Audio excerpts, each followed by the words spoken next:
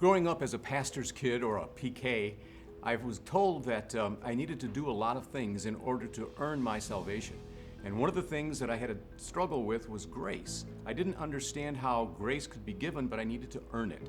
And so as I went through my Christian walk early on, I began to try to check the boxes, do everything right, and not understanding fully what grace really was, nor do I understand what the forgiveness that Christ offered really offered me. So I struggled with that for a while, and I found a man by the name of Chuck Swindoll. He had written some books, he had made some speeches, and I listened to those, I heard those and read those things, and it became very clear to me that I had a true misunderstanding of grace and forgiveness.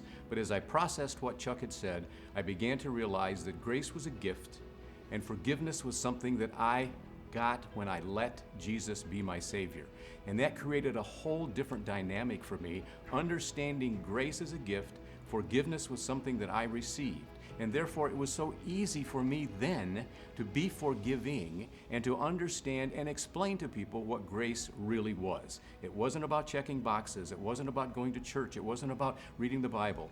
It was about knowing Jesus, letting Him in, and letting His forgiveness take over for what I thought I had to do rather than who He was.